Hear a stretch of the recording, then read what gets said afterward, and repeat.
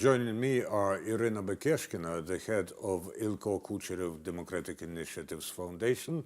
Hello. And Dr. Svitlana Khutka, Research Director, Social Indicators, Fulbright Scholar and Visiting Professor, Stanford University. My pleasure. Thank you for joining us. And the first question is probably very evident. What caused Mr. Poroshenko's decline in popularity, or what is rather still causing this decline? And do you think he will try to regain power by any particular means? Iryna Bekeshkina. It's very difficult question, but I think that mostly it will be depend on situation in the country. If the economic situation would be better, I think that Poroshenko has the chances. If not, I think that he will not have chance even to be in the second round of elections. A rather straightforward answer, yes. But Dr. Khutka, what do you think can help Mr. Poroshenko? When Dr. Bekeshkina speaks of a better economic situation, how Ukrainians can feel this better economic situation? Well, first of all, it's of course about the life quality. But also when we are talking about what are important issues for the Ukrainian population, first of all, it's actually the war on East. People expect the war to be finalized, to be end up. And yes, sure, for sure, we are talking about the economical situation. Specifically, it's about the work positions, because we have these kind of, fluctuations with the level of occupation of people. So they want to have more jobs with higher salaries.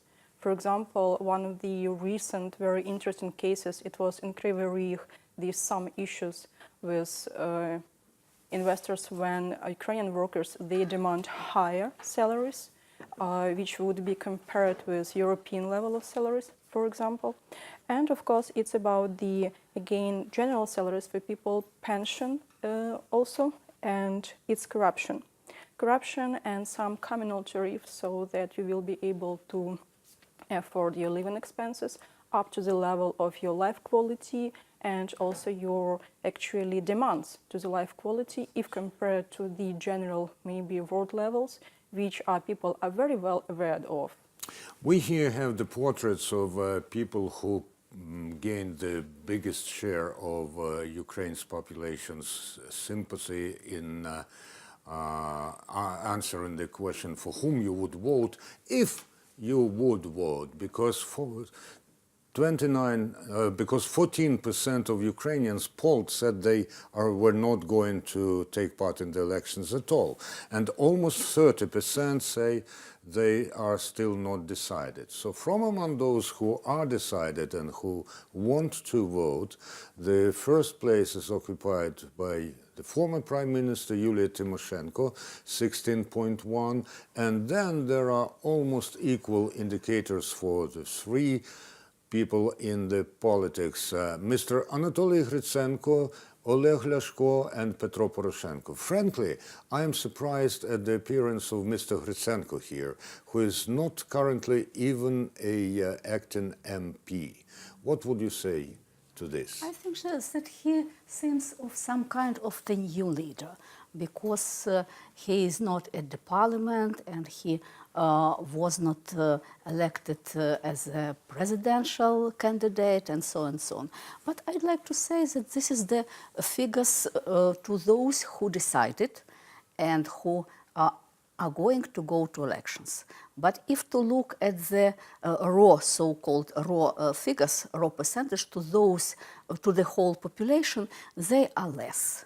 And the leader, Yulia Tymoshenko, as I remember, about 11%, and Hrytsenko less, about 8%, and others. So the specific of these elections, of course, in the very low ratings of all candidates.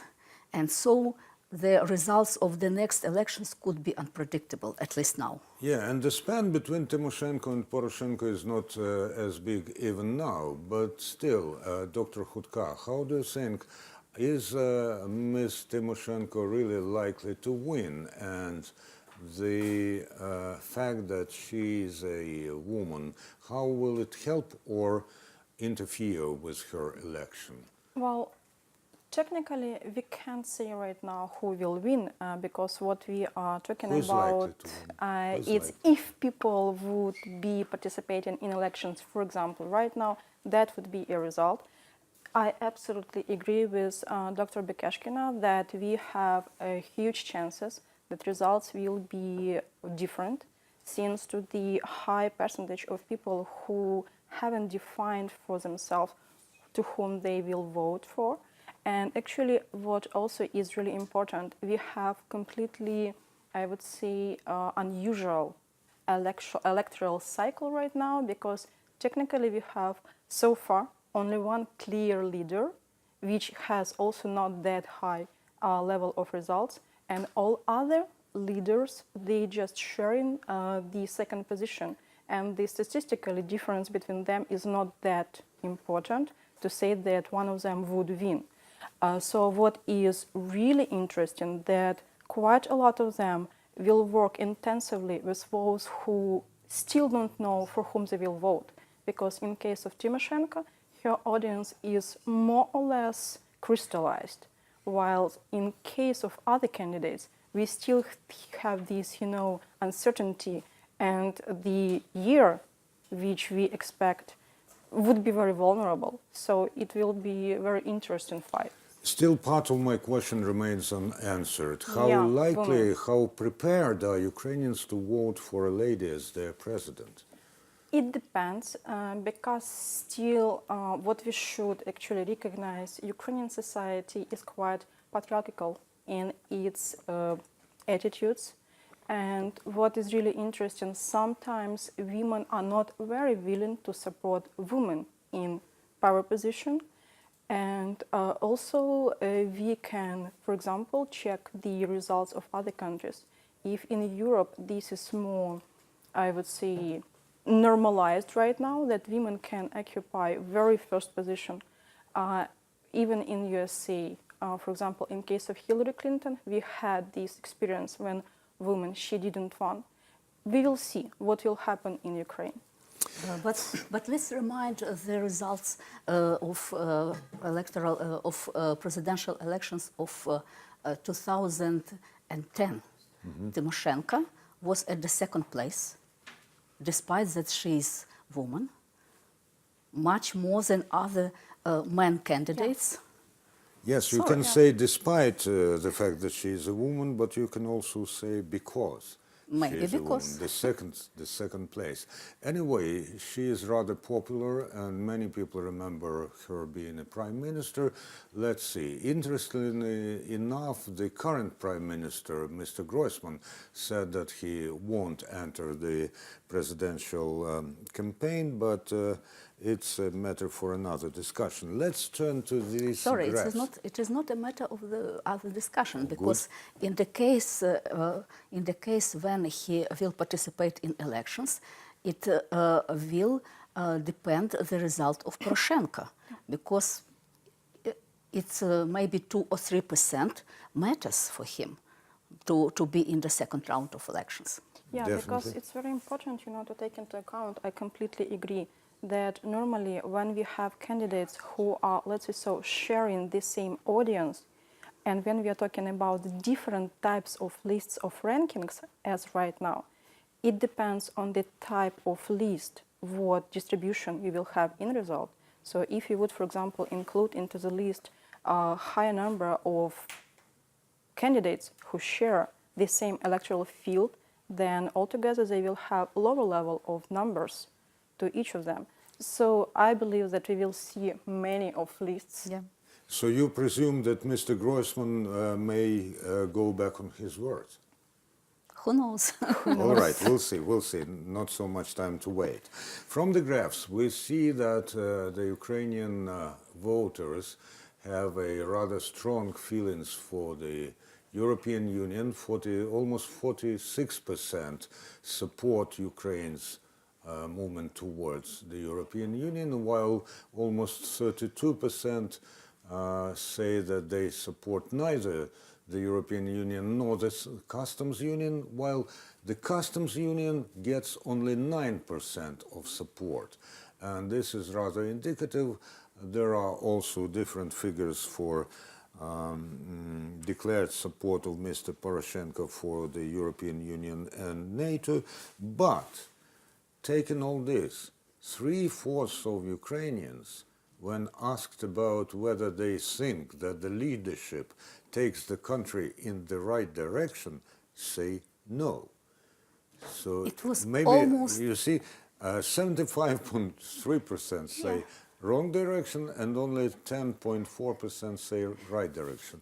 So maybe they are not motivated by the foreign policy. Sorry, but as I remember, the people answered that Ukraine went to the wrong election all the time of existence of independent Ukraine. It was only once when he decided that maybe about 50-50, it was after the Orange Revolution, for maybe a half an year.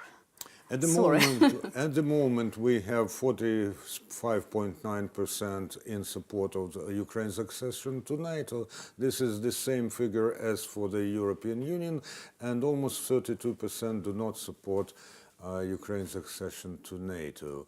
So still, we may presume that these foreign policy factors are not very influential when people decide for whom to vote.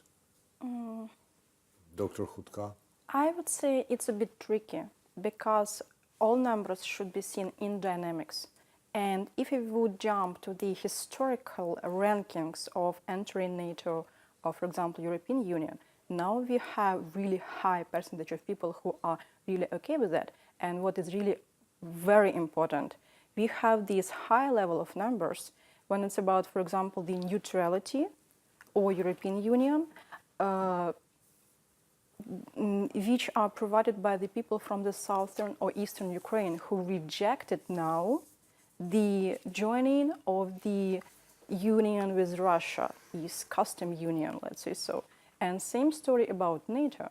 The highest increase in these numbers is explained by the willingness of people of southern and eastern Ukraine to join NATO, because, and some slight gain raised in the central Ukraine, because with Western Ukraine it's more or less understandable, but here we have this increase. So I would interpret it as very positive result, and these kind of dynamics which we have should be also, joined not only to the politics of the general maybe economic development, but also to the information policy, because pretty often what we do not have, it's clear explaining what does it mean to join NATO, for example, and what does it mean to join European Union, for example.